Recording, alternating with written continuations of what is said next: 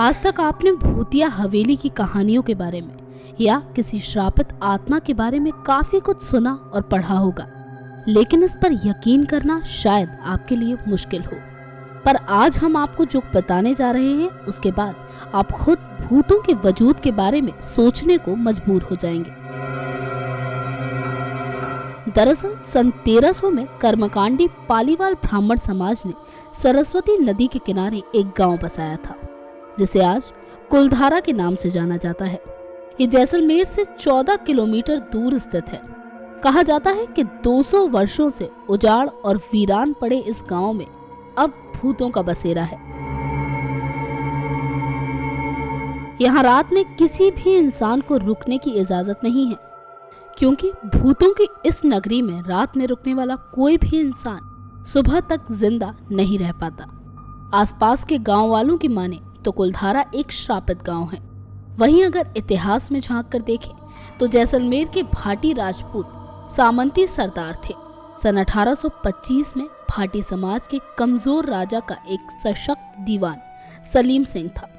सलीम सिंह कुलधारा के मुखिया की बेहद खूबसूरत बेटी से प्यार करता था और उससे शादी करना चाहता था। मुखिया द्वारा बेटी की शादी दीवान से ना कराने पर दीवान ने बहुत भारी मात्रा में कर लगाने की धमकी गांव वालों को दी।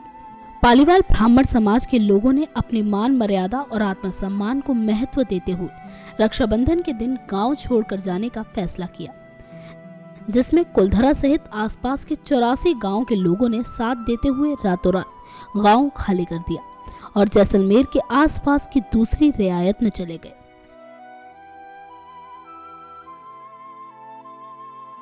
इसी कारण आज भी कुछ पालीवाल ब्राह्मण रक्षाबंधन का त्योहार नहीं मनाते हैं।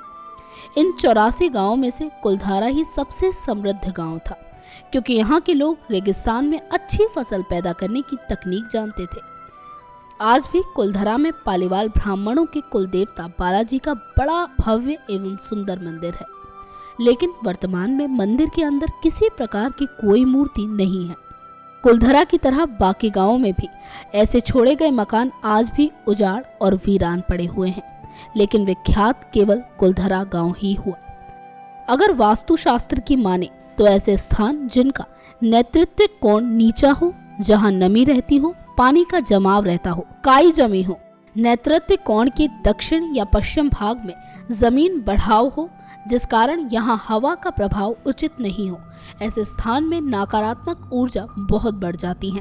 नेतृत्व कोण के वास्तु दोष के साथ यदि ईशान कोण में भी वास्तु दोष हो तो ऐसे स्थान में भूत प्रेत और अदृश्य शक्ति की मौजूदगी की अनुभूति लगातार होती है।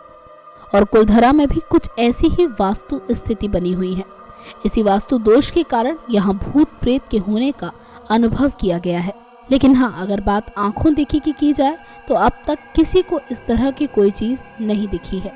खैर, इसे विश्वास कहा जाए या अंधविश्वास, लाखों आज भी ऐसी बानगियां हैं जो हमारे समाज में जीवंत हैं। नेक्स्ट 9 न्यूज़ के लिए दीक्षा की रिपोर्ट।